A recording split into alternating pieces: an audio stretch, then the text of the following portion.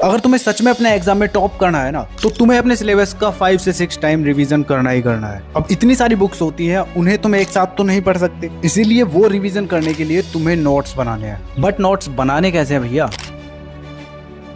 Notes बनाते time ज्यादातर बच्चे क्या मिस्टेक्स करते हैं? लेक्चर अटेंड करते हुए कैसे नोट्स बनाने हैं, लेक्चर के बाद कैसे नोट्स बनाने हैं। इस वीडियो को देखने के बाद तुम्हें कोई वीडियो देखने की जरूरत नहीं पड़ेगी, बस लास्ट तक देख लेना। और वीडियो के लास्ट में शॉर्ट नोट्स बनाने की बोनस टिप है। So hi everyone, this is Mukul Bhardwaj और आज की वीडियो में हम बात कर रहे होंगे कि नोट्स कैसे बनाने हैं। तुम्हें इतने साल हो गए पढ़ते पढ़ते, तुम्हें अभी तक ये बातें पता नहीं होंगी जो मैं तुम्हें इस वीडियो में आगे बताने वाला हूँ। क्योंकि ज्यादातर बच्चे जो होते हैं नोट्स मेकिंग को हल्के में ले लेते हैं, सोचते हैं कि यार मेरा तो माइंड ऐसे ही है, मैं तो ऐसे ही अपने दिमाग में सारी चीजें फिट कर दे रहा हूँ। और फिर होता क्या है, लास्ट टाइम पर जब रिवीजन करने के लिए बैठते हो, जो तुम्हारे एग्जाम आते हैं, तो फिर तुम्हें लगता है कि सब कुछ सिर के ऊपर से जा रहा है, कुछ समझ नहीं आ रहा। कहीं तुम तो ऐसे बच्चे नहीं हो? कमेंट करके बताना जरा। तो अगर तुम्हें इस प्रॉब्लम से बचना है तो फिर बाबू भैया नोट्स बना लो। तो देखो यार, ये वीडियो 3 पार्ट में डिवाइड होने वाली है। इसमें पहला पार्ट होने वाला है कि नोट्स मेकिंग में तुम क्या क्या मिस्टेक करने वाले हो, और सेकंड पार्ट होगा नोट्स मेकिंग की कंडीशन, जिसमें मैं तुम्हें बता रहा हूँ कि लेक्चर से पहले तुम्हें क्या करना है, लेक्चर के दौरान तुम कैसे नोट्स बनाओगे, लेक्चर के बाद तुम्हें क्या करना है। और थर्ड पार्ट होने वाला है कि उन नोट्स के अंदर तुम्हें कैसे कैसे लिखना है, क्या क्या चीजें लिखनी जरूरी है, मतलब हाउ टू मेक नोट्स। ठीक है, तो चलो यार अब बताता हूँ तुम्हें। तो सबसे पहले यार एज ए बड़ा भाई तुम्हें तुम्हारी मिस्टेक्स गिनवा देता हूँ, जो कि हमारा पार्ट 1 है। इसमें देखो, सबसे पहली मिस्टेक ज्यादातर बच्चे करते हैं कि उनके पास प्रॉपर कोई नोटबुक ही नहीं है। वो क्या करते हैं, कुछ भी ले आते हैं, रफ हुई या फिर कोई छोटी सी कॉपी हुई, उसी में नोट्स बनाने लगते हैं। और होता क्या है कि वो भर जाती है, फिर 2-3 कॉपी और लाते हो। इसी तरह से तुम्हारे पास 3-4 कॉपीज ये बन जाती है, और इनमें से तुम्हारी एक भी खो गई ना, फिर प्रॉब्लम होगी। तो इस प्रॉब्लम को अवॉइड करने के लिए एक अच्छी खासी मोटी कॉपी ले लेना एक सब्जेक्ट के लिए। मार्केट में मिल जाएंगी 50 रुपीज से लेकर 500 तक। ठीक है, तो नोट्स बनाने की स्टार्टिंग करो तो न्यू नोटबुक लो। इसके बाद मिस्टेक नंबर 2 है कि बच्चे लेक्चर अटेंड करते हैं और साथ साथ नोट्स बनाने लग जाते हैं, जिससे होता क्या है कि वो अच्छे से नहीं सुन पाते अपने टीचर को कि वो क्या पढ़ा रहा है, क्या समझा रहा है। बस नोट्स बनाने के चक्कर में जो बोर्ड पर लिख रहा है टीचर, उसको ही उतार देते हैं, या फिर जो टीचर ने बोल दिया सीधा सीधा वही चेप दिया उसमें, बिना कुछ मतलब जाने। तो इसका सॉल्यूशन क्या है? इसका सॉल्यूशन तो मैं आगे बताऊंगा दूसरे पार्ट में। ठीक है, थर्ड मिस्टेक है, अरे भाई तू नोट्स बना तो रहा है, तेरे नोट्स से देख के कॉपी कर लूंगा। अरे नहीं यार, वो बड़े यूट्यूबर भैया है ना, उन्होंने मुझे ये नोट्स दिए हैं, मुझे क्या जरूरत नोट्स बनाने की, ये है तो सही। तो कुछ इस तरह के बच्चे भी हैं जिनको लगता है कि नोट्स बनाना बेकार है, दूसरे के नोट्स से कॉपी करो, या फिर किसी बड़े यूट्यूबर ने नोट्स दे दिए हैं, उनको एज इट इज चेप दो कॉपी में। बट मेरी जान, ऐसा तुम्हें बिल्कुल नहीं करना है। एक बात ध्यान रखना कि दूसरे के गर्लफ्रेंड बॉयफ्रेंड और दूसरे के नोट्स सिर्फ देखने में ही अच्छे लगते हैं, उनसे हमारा कोई काम नहीं है। तो नोट्स तो तुम जब तक अपने हाथों से नहीं बनाओगे ना, तब तक चीजें तुम्हारे दिमाग में फिट नहीं होंगी। मैं ये नहीं कह रहा कि अब दूसरों के नोट्स देखो ही मत, देखो, जब तक तुम अपने नोट्स नहीं बना लेते तब तक मत देखो। क्योंकि साइंटिफिक रिसर्च से पता चलता है कि जिन चीजों को हम लिख लेते हैं ना, वो चीजें हमारे दिमाग में ज्यादा टाइम तक रहती हैं। तो नोट्स तो मैं भी प्रोवाइड कराने वाला हूँ इस साल तुम्हें, बट मेरे नोट्स हुए या किसी के भी नोट्स हुए, उन्हें देखने से पहले तुम्हें अपने नोट्स रेडी कर लेने हैं। इन नोट्स को तुम जब देखोगे कि तुम्हारे नोट्स में कोई कमी तो नहीं है, तो समझ गए ना क्या करना है। इसके बाद फोर्थ मिस्टेक है, नोट्स को बस भरे जा रहे हैं। अब भरे जा रहे से क्या मतलब? तो देखो, कुछ चीजें ऐसी होती हैं जो तुम्हारी बुक्स में होती हैं और जो तुम्हें पता भी होती हैं, तुम फिर भी उन्हें नोट्स में उतार लेते हो। इससे होता क्या है कि तुम्हारी बुक्स में तो वो चीजें है ही हैं, बट नहीं, तुम्हें तो नोट्स में उतारना है। तो नोट्स में उतारने के चक्कर में तुम अपना टाइम ही वेस्ट करते हो। तो इसीलिए नोट्स में उन चीजों को ही लिखो जो तुम्हारे लिए ज्यादा इंपॉर्टेंट है, फालतू के पेज और अपना टाइम वेस्ट मत करो। तो यार ये 4 मिस्टेक्स थी जिनको तुम्हें ध्यान में रखना है नोट मेकिंग के दौरान। अब बात करते हैं कि लेक्चर से पहले तुम्हें क्या करना है, लेक्चर के दौरान तुम्हें क्या करना है, और लेक्चर के बाद तुम्हें क्या करना है नोट मेकिंग के लिए। तो देखो, सबसे पहली कंडीशन है कि लेक्चर से पहले तुम्हें क्या करना है। तो यार लेक्चर से पहले तुम्हें सोचना है कि आज किस बारे में लेक्चर है, उसके बारे में थोड़ी बहुत जानकारी ले लो। अब उससे होगा क्या कि जब तुम लेक्चर को अटेंड करोगे ना, तो तुम्हारे माइंड में बहुत सी चीजें क्लिक करती जाएंगी कि हाँ मैंने ये पहले पढ़ा है। और जो भी टीचर तुम्हारा तुम्हें कुछ चीजें समझाएगा ना, वो चीजें तुम्हें अच्छे से समझ में आने वाली है, और लेक्चर के दौरान तुम एकदम एक्टिव रहने वाले हो। तो समझ गए ना लेक्चर से पहले क्या करना है। जो तुम्हारा आज लेक्चर चलने वाला है ना, उसके बारे में थोड़ी थोड़ी इन्फॉर्मेशन ले लो। अब वो इन्फॉर्मेशन तुम यूट्यूब से भी ले सकते हो, अपनी टेक्स्ट बुक से भी ले सकते हो, जहां से भी मिले वहां से ले लो। और इसके लिए तुम्हें ज्यादा टाइम नहीं लगेगा, 15 से 20 मिनट बस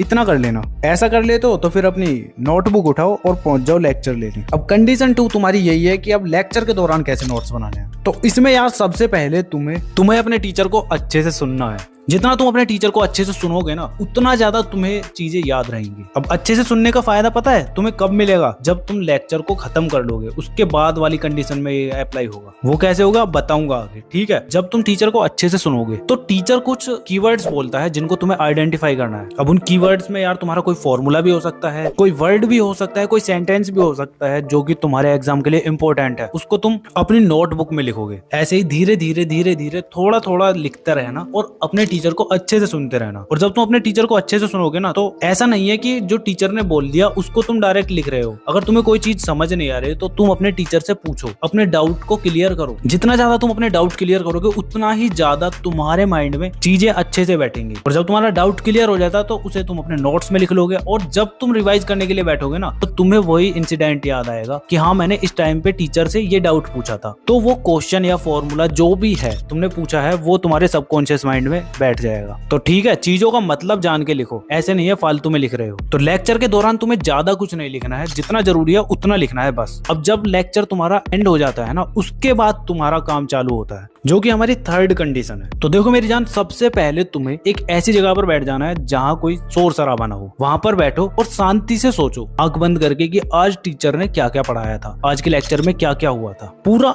1 मिनट तुम्हें अपने आप को देना है और सारी चीजें समराइज करनी है अपने माइंड में। और जब ऐसा कर लेते हो तो बैठ जाओ फिर नोट्स बनाने। जो जो चीजें, जो जो टॉपिक रह गए हैं उनको तुम्हें लिख लेना है अपने नोट्स में बस। और हाँ, तुम्हें ऐसा नहीं करना है कि तुम घंटों तक कलरफुल पेन लेकर बैठे हो और एक सब्जेक्ट के नोट्स को ही बहुत देर तक बना रहे हो। नहीं, नोट्स तुम्हें बस 2 पेन से बनाने हैं, ब्लू ब्लैक ले लो बस। और जितना फास्ट हो सके उतने फास्ट हैंड राइटिंग में लिखो। बस इस तरह से लिख लेना कि तुम्हें समझ में आ जाए, दूसरों को समझ में आए ना आए, उससे हमें कुछ नहीं लेना है। हमारे नोट्स हमें समझ आने चाहिए बस। और कुछ चीजें समझ नहीं आती हैं तो फिर नेक्स्ट डे जाकर अपने टीचर से पूछ लेना, सिंपल है। तो देख लो, तुम्हारे 2 पार्ट कंप्लीट हो चुके हैं। थर्ड पार्ट बताता हूँ, इसमें तुम्हें नोट्स बनाने कैसे हैं, क्या क्या लिखा हुआ होना चाहिए तुम्हारे नोट्स के अंदर, अब वो देखते हैं। तो देखो यार, नोट्स के लिए सबसे पहले तुम्हें इंडेक्स बनाना बहुत ही ज्यादा जरूरी है, क्योंकि जब तुम्हारे नोट्स कंप्लीट हो जाते हैं ना, फिर तुम्हें कोई भी चैप्टर रिवाइज करना है ना, तो उससे तुम इस इंडेक्स में देखोगे ये वाला पेज नंबर है, वहां पर डायरेक्ट पहुंच जाओगे बस। सिंपल, इससे तुम्हारा टाइम बचेगा। ठीक है, तो कुछ इस तरह से तुम कर सकते हो। अब इसके बाद जब तुम नोट्स बना रहे हो ना, तो उनको सीक्वेंस में बनाओ, टॉपिक वाइज। जो टॉपिक तुम्हारा पहले आता है उसको करो, उसके बाद दूसरा, उसके बाद तीसरा। इस तरह से करोगे ना तो फायदा रहेगा, क्योंकि कोई भी टॉपिक तुम्हारा पिछले टॉपिक से रिलेटेड ही होता है। तो उसको समझने के लिए पहले तुम्हें टॉपिक 1 करना होगा, ना कि डायरेक्ट 2 कर रहे हो। क्योंकि मैंने देखा है ना, बहुत सारे बच्चे ऐसे होते हैं कि जहां जी करा वो लिख दिया नोट्स में, बस सीक्वेंस तो है ही नहीं। तो जितना ज्यादा सीक्वेंस में चीजों को रखोगे उतने ज्यादा चांसेस है रिवीजन तुम जल्दी से कर पाओगे। तो इसके बाद जब तुम नोट्स बनाते हो तो तुम्हें अपनी तरफ से भी कुछ चीजें ऐड करनी है नोट्स में। अब वो ऐड करना क्या हो सकता है, उसमें तुम शॉर्टकट्स यूज कर सकते हो। जैसे बहुत सारे वर्ड बड़े बड़े होते हैं ना, तो उनको तुम शॉर्ट में लिख सकते हो। जैसे तुम्हारे टीचर ने बताया कि ये मोस्ट इंपोर्टेंट क्वेश्चन है, तो उसके आगे क्वेश्चन के तुम लगा सकते हो MIQ।